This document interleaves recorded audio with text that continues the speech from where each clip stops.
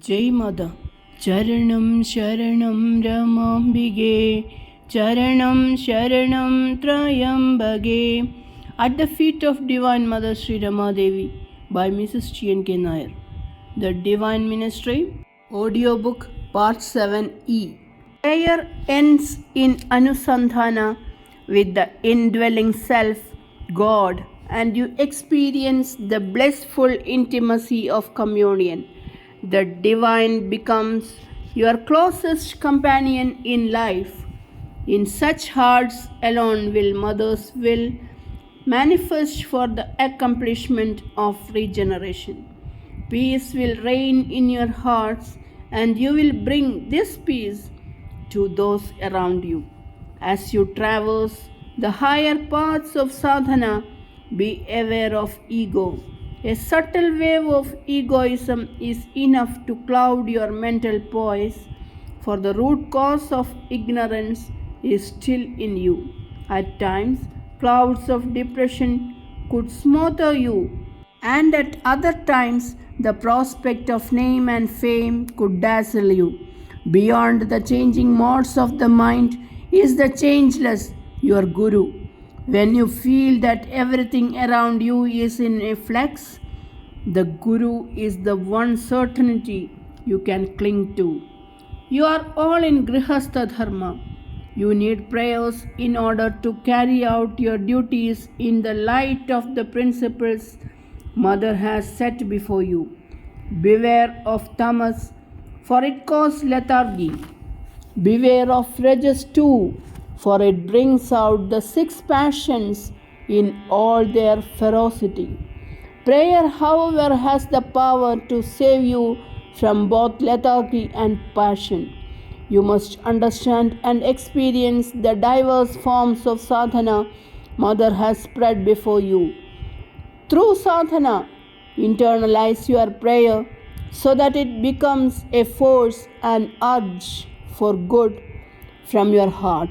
Such prayer becomes possible only through unflinching self-surrender.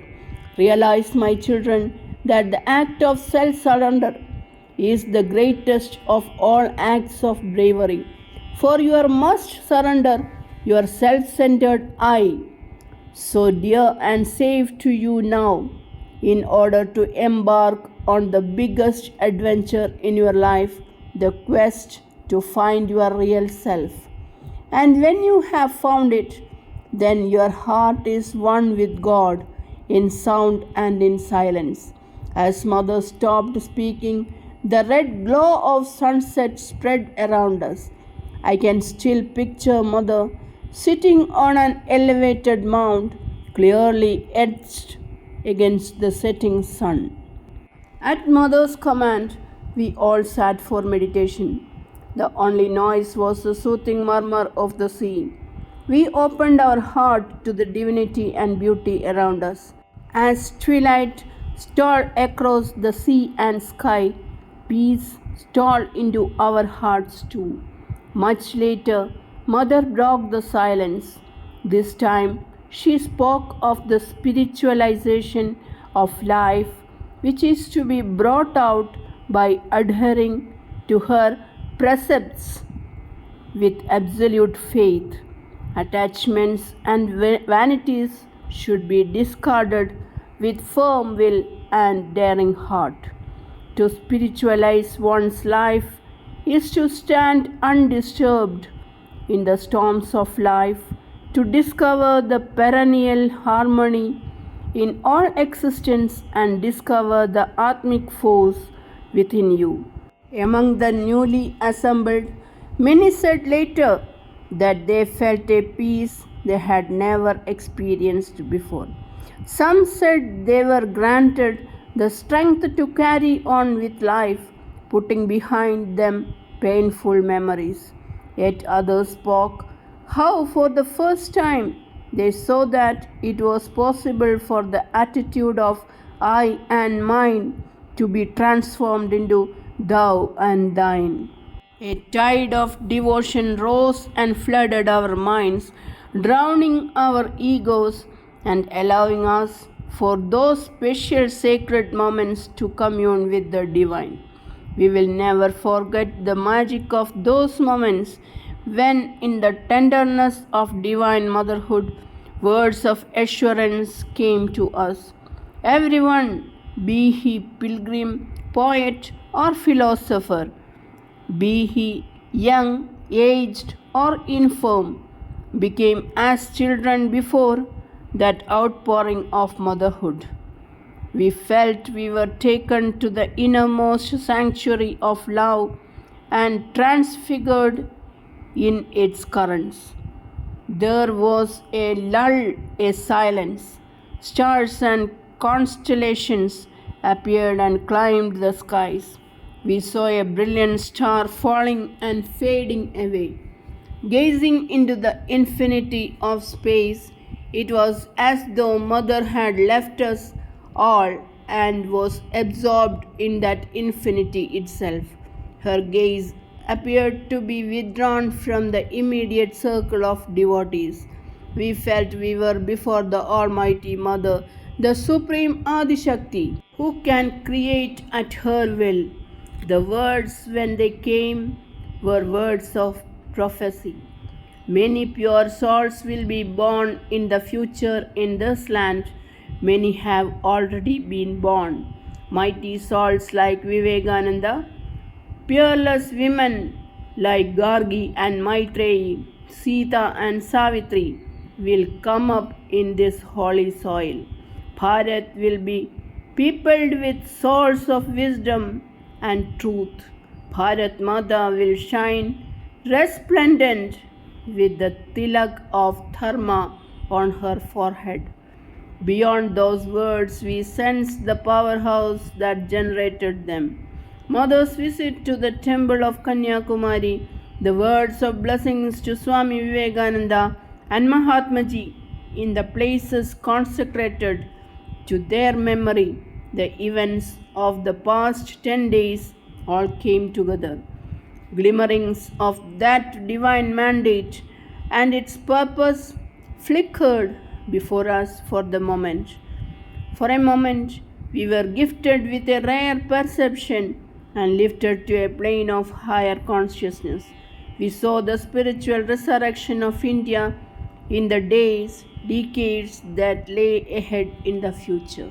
Here, I close this narrative with an experience of an intangible mystic nature. It happened early morning on the day of Mother's departure from Kanyakumari. Sri Kumarakam Parameswaram Pillai, an eminent and close disciple of Mother, had come in his car to take Mother to Trivandrum. By 6 o'clock in the morning, the cars were ready. A good number of new devotees of Kanyakumari had gathered to bid farewell to Mother. That morning, we had noticed Mother's abstract mood, her disinclination to eat any food. At such moments, we did not dare to press any food upon her, for it seemed a sacrilege to intrude in any manner. In addition, then she was not the mother of tenderness, but a being aloof and apart from us. Soon Mother came out of her room. In silence, she went down the steps and without a word or look any other way, went straight to the beach. My husband silently followed in her wake. Seeing her bhava, none of us dared to follow, and it was later that we learned from my husband what had taken place. Going along the beach, Mother, without any hesitation, entered into the water at a particular spot. No one had told either Mother or us that this particular spot was the Pitrutirtha. It is here that the ashes of the departed have been immersed from the time immemorial, and it is here that people assemble to perform the Shraddha ceremonies for their ancestors. We were told this later by Sri Parameswaran Pillai. For some time, Mother stood knee deep in the water in silence. Awakening from that deep absorption, Mother began to offer handfuls of water in a solemn ritualistic oblation. My husband was awed by Mother's inscrutable mood. He had no idea of the significance of her act, yet he felt a tremendous purifying power spreading through the surroundings. As silently as she had come, Mother returned to the car. Uncomprehending, yet aware that something significant had taken place, we bowed down and felt her silent blessing. All along the way home to Trivandrum, Mother sat in silence and samadhi. Charanam Sharanam Ramambige, Charanam Sharanam Trayambage, Charanam Sharanam Ramambige, Charanam Sharanam Trayambage, Charanam Sharanam Ramambige, Charanam Sharanam Trayambage. Jai Mata.